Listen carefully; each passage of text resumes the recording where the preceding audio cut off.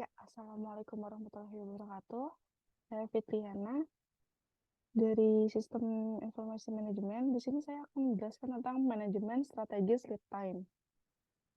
Di mana di dalam manajemen strategis lead time ini ada kompetensi dalam waktu.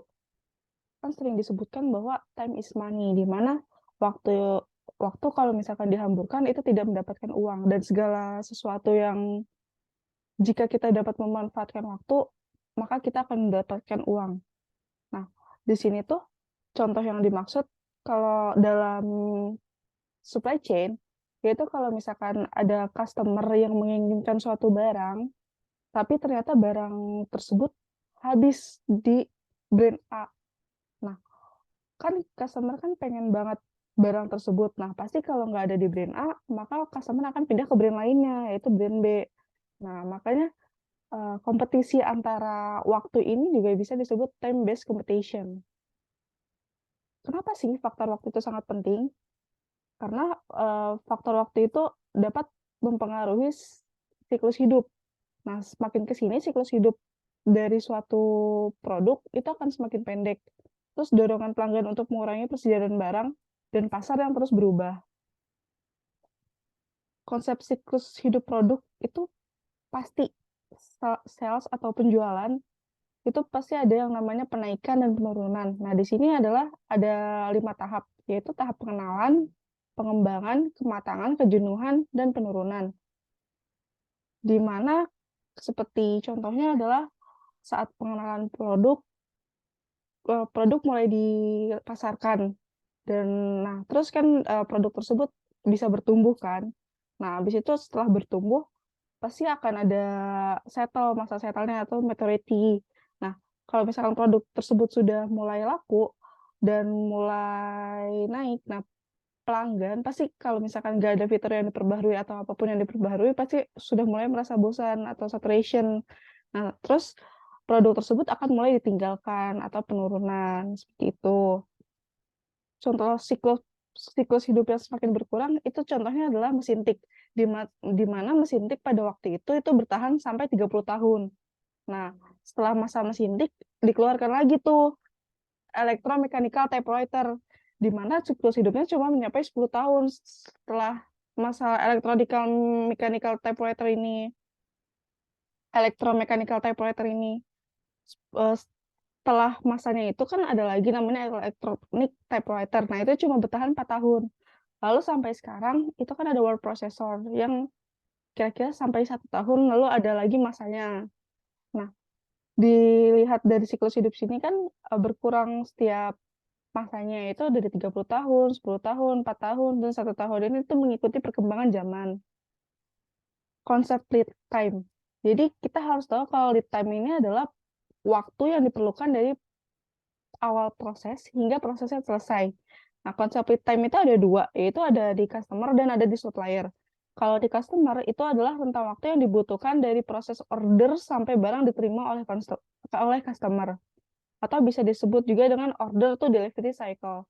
Lalu ada dari sisi supplier, yaitu rentang waktu yang dibutuhkan untuk merubah penerimaan order sampai menerima uang.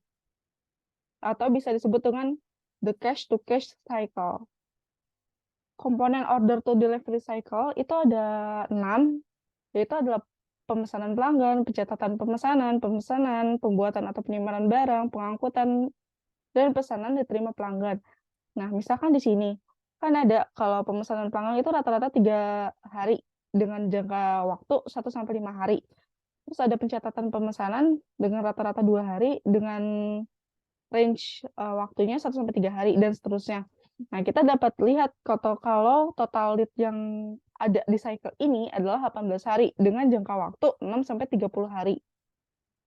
Nah, terus ada komponen cash to cash cycle, yaitu adalah pembelian bahan baku, penyimpanan bahan baku, produksi barang setengah jadi, penyimpanan barang setengah jadi, produksi barang setengah jadi, penyimpanan barang jadi, in transit, penyimpanan induksi distribusi, dan order to delivery cycle. Di mana kan kalau misalkan di cash to cash cycle ini fokus pada pembuatan barang, dan sedangkan kalau order to delivery cycle ini adalah proses penyampaian antara produk yang sudah kita keluarkan sampai pada diterima oleh pelanggan. Dan nanti di cost to cash cycle ini juga kan kalau misalkan pelanggan sudah mendapat barangnya, kita kan pasti mendapat uang, seperti itu. Nah, lalu di sini ada logistik pipeline management. Itu adalah proses di mana lead time pembuatan barang dikaitkan dengan lead time pengadaan barang untuk memenuhi permintaan pasar. Tujuannya yaitu untuk biaya lebih rendah, mutu lebih tinggi, lebih fleksibel, waktu tanggapan yang lebih cepat. Dan contohnya adalah grafik seperti ini.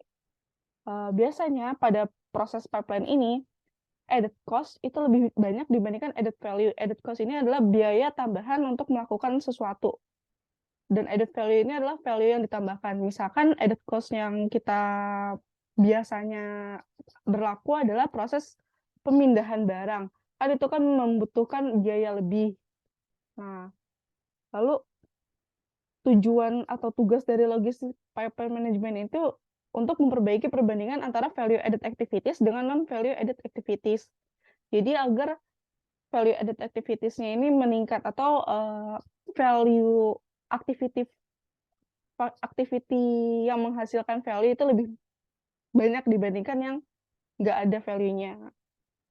Dan komponen lead time itu kalau misalkan disusun secara berurutan, itu ada waktu untuk mencari sumber pembelian, waktu untuk meminta penawaran harga, waktu untuk mengevaluasi penawaran, waktu untuk melakukan negosiasi harga, waktu pembuatan kontrak atau pembelian surat pesanan, waktu pembuatan letter of credit, waktu yang dibutuhkan supplier untuk menyiapkan atau membuat barang, ada pengapakan barang di pihak supplier untuk pengiriman barang dari gudang supplier, pengiriman barang dari terminal, pembongkaran di terminal, pembebasan barang, pengiriman dari terminal, dari pelabuhan, penerimaan ke gudang pembeli, waktu pembongkaran peti di gudang pembeli, waktu penerimaan dan penghitungan barang di gudang pembeli.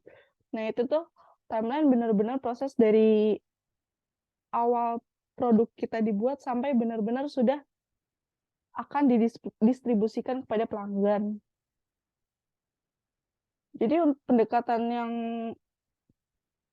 tepat untuk lead time dalam supply chain itu membagi elemen tersebut menjadi elemen yang memberikan added value dan elemen yang tidak memberikan added value, tapi memberikan added cost semata.